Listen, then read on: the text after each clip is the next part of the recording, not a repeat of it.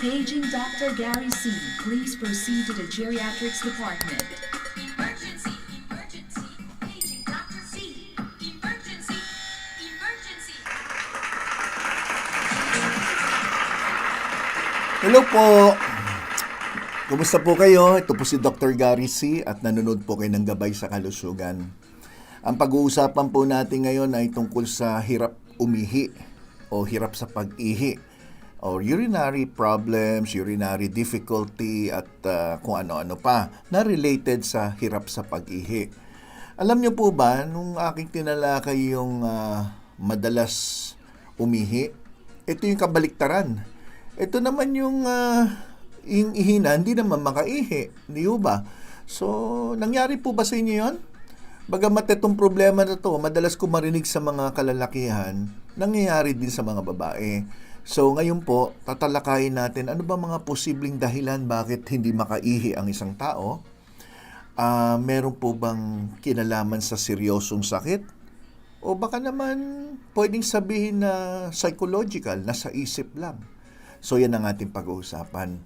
Pero alam niyo po ba na pag sinabi natin urinary difficulty o hirap umihi, ang tamang term po dyan ay urinary hesitancy. So ito po isang kondisyon kung saan hirap ka umihi. So yung tamang ginagamit na term ay urinary hesitancy. Pero yun na yun, pareho lang yun para sa akin, di ba? Hindi ka makaihi o hesitancy, pareho lang yan. So although urinary hesitancy mas common sa lalaki, kailangan talakayin natin lahat ng mga posibleng dahilan nito. So, paano mo ba sinasabing hirap umihi ang isang tao? Unang-una, ihi ka na, hindi mo mailabas. So, hindi mo maumpisahan yung paglabas ng ihi. Ngayong nakaihi ka na, napansin mo naman na nahirapan kang manatili maayos ang pagdaloy ng ihi nyo. O kaya, umihi ka, pero mamaya tumigil, mamaya ihi na naman, mamaya tigil o putol-putol. At nangyayari din na umihi ka na, pero hindi mo nauubos ang laman ng pantog nyo. So, pakiramdam nyo, puno pa rin. Parang puno pa rin, hindi mo nailabas ng todo. Sino po sa inyo nakaramdam yan? Sige, meron ba? Meron ba? Okay. Ngayon, kung naramdaman niyo yan, isa-isay natin yan. Urinary hesitancy is a result of a variety of medical condition. Napakarami po yan. At iisa-isay natin. Causes of urinary hesitancy. Bakit nga ba? Bakit nga ba hindi makaihi? Ito po yung mga posibleng dahilan.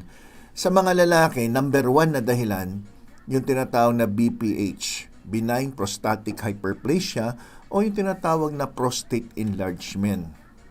So, alam na this, namamagay ang prostata, naiipit yung daanan ng ihi.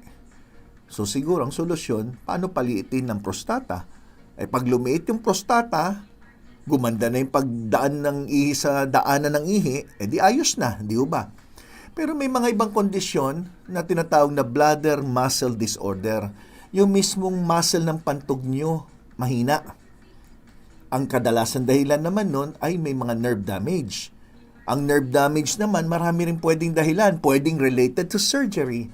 Mayroon akong naalala na may isang babae na nung nanganak siya, after manganak siya, napansin niya nahirapan na siyang umihi. So, ang nalaman na dahilan during the episiotomy, kasi ang babae ho, di ba, pag manganak kayo, di ba, hinihiwa yung pinaka-muscle doon. Nadali po yung mismong daanan ng ihi. Bagamat ito'y inayos, nagkaroon ng scarring o peklat dun sa mismong tube ng daanan ng ihi. So, dahil dito, dun sa pinaka-peklat, hindi na makadaloy na maayos ang kanyang ihi.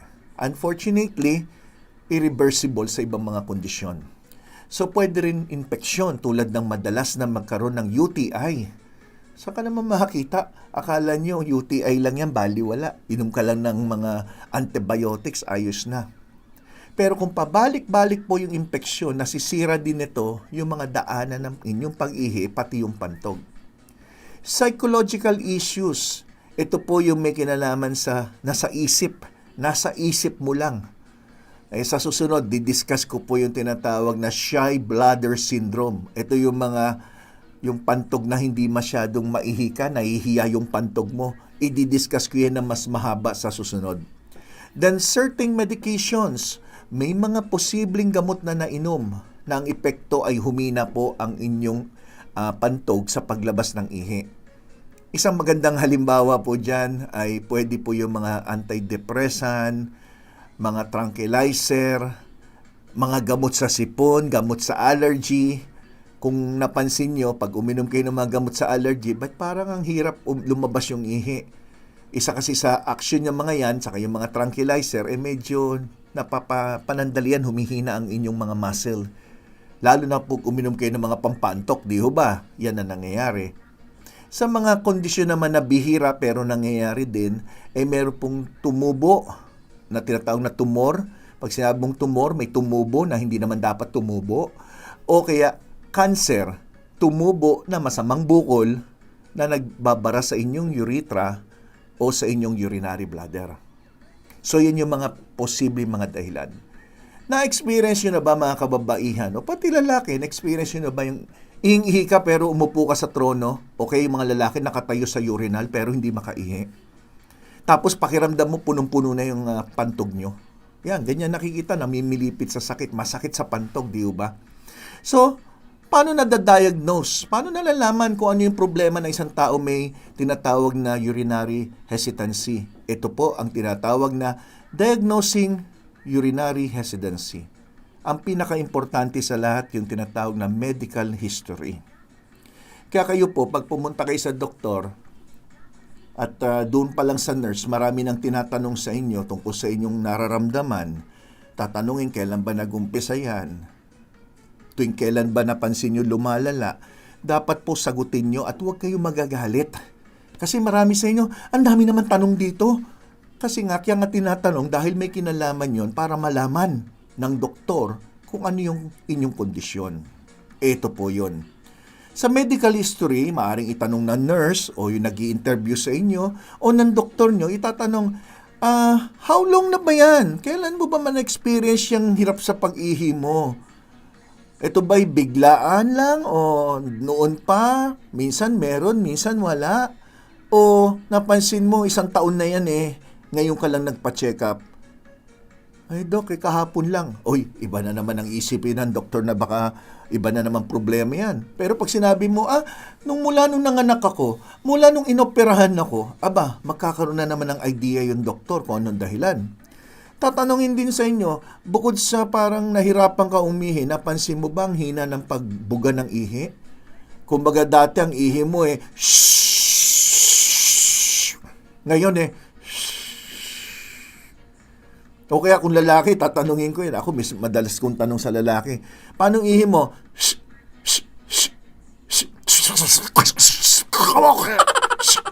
Ganun ba? O, yan, may sound effect pa kayo ha. So, dyan, magkakaroon na rin ng idea yung doktor.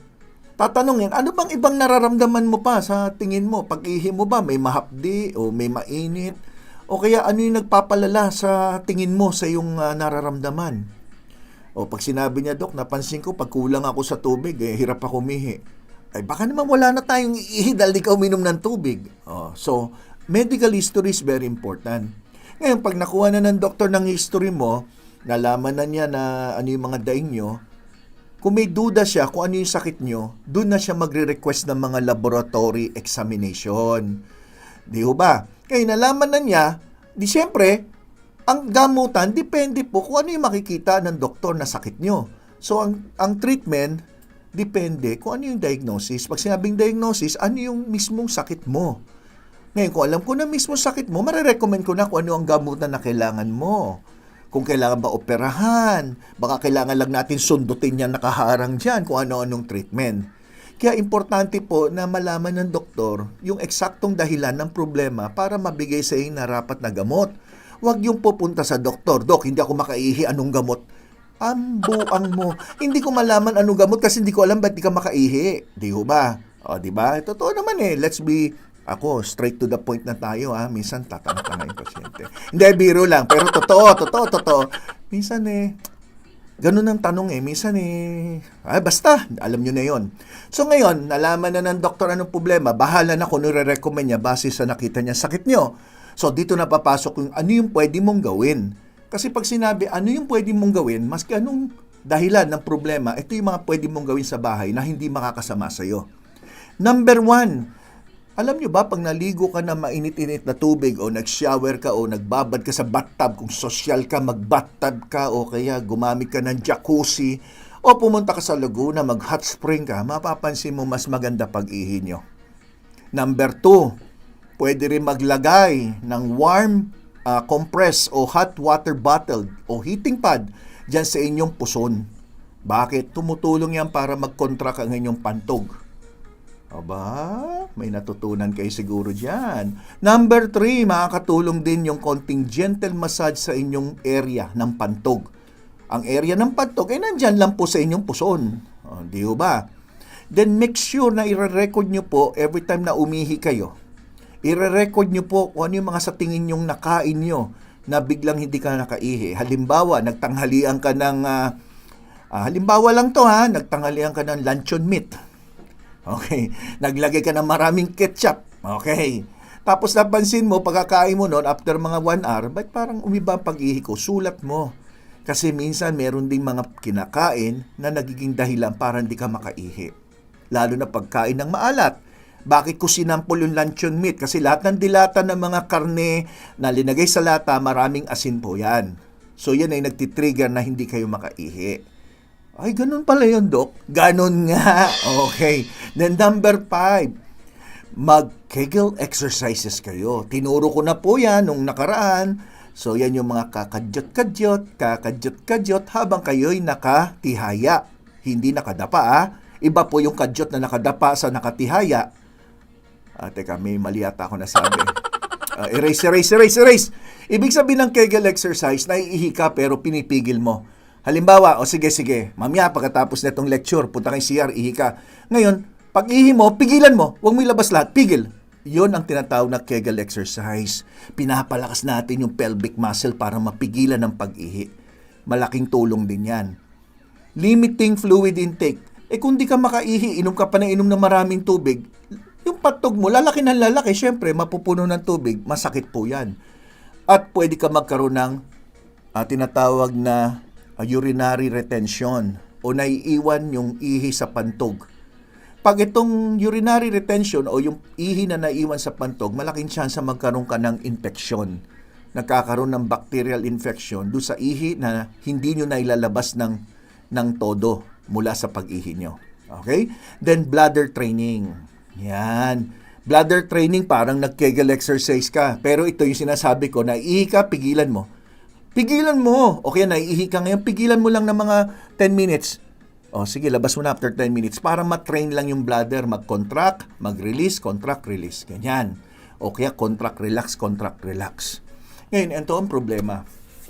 Wala naman siguro namamatay, no? Wala naman Pero, ang complications of urinary hesitancy ay yung tinatawag na acute urinary retention.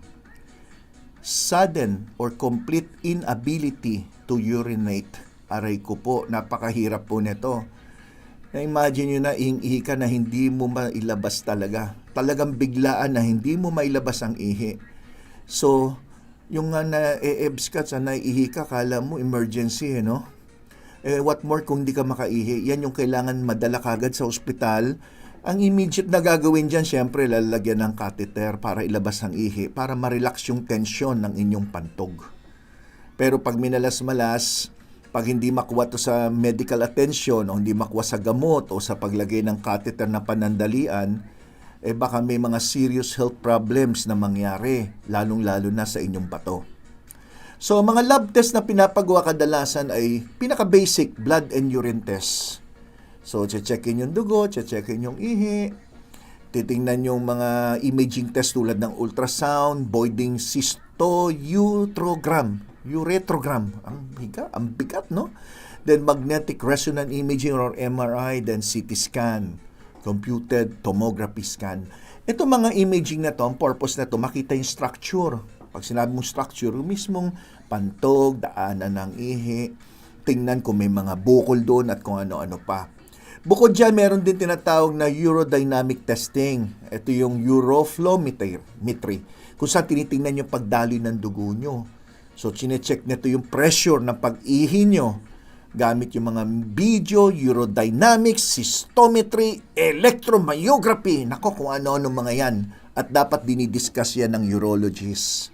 So, trabaho ng urologist, mga doktor na spesyalista pagdating sa daanan ng ihi, di ba? Urologist ang pinupuntahan na doktor. Pero ang iba pang blood test or lab test or procedure na ginagawa ay tinatawag na cystoscopy. Yan. Basta may scope, di ibig sabihin sinisilip, di ba?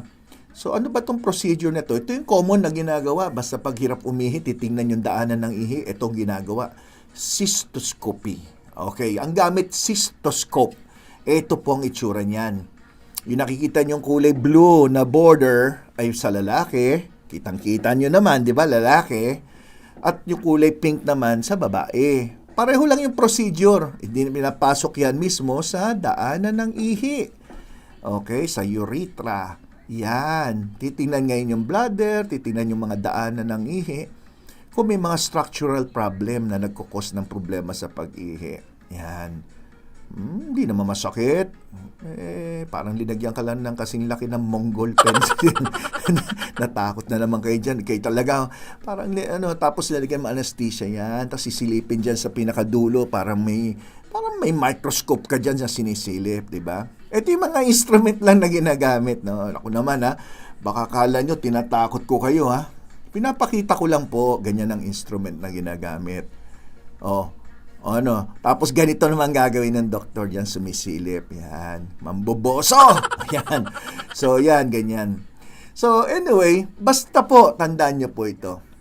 Kung may napansin kayo na nagbago sa inyong pag-ihi, dumalas man, dumalang, humina, masakit, makirot, putol-putol ang ihi, sumasakit ang pantog, wag naman tayo maghintay pa. Wag ka mag-self-medicate dahil hindi naman po yung tinuro ng kapitbahay mo, yun din ang sakit mo, di ho ba? Marami kasi sa inyong ganun eh. So, kung may napansin kayong pagkaiba sa inyong pag-ihi, please see a urologist para ma-assess po kayo maigi. Dahil maiwasan po natin yung mga seryosong problema kung sa umpisa pa lang natuklasan na to at nasupil natin mga sungay ng mga sakit na yan. Di ho ba? Kung naintindihan niyo yung paliwanag ko, of course, I heart GSK naman dyan. As a sign of your love and appreciation of all my effort. Yun lang naman ay simple-simple. Tapos huwag niyo kalimutan, thumbs up, subscribe, at syempre, click niyo na rin po yung notification bell for updates. At inform yung mga friends niyo, tara, join kayo dito sa Gabay sa Kalusugan. Loko-loko yung doktor dito. Masaya, di ba? Simpleng paliwanag na hindi na natin naririnig sa regular consultation sa mga doktor. Di ba? Uy, baka may magalit sa akin. Hindi naman lahat. Marami pa rin nagpapaliwanag.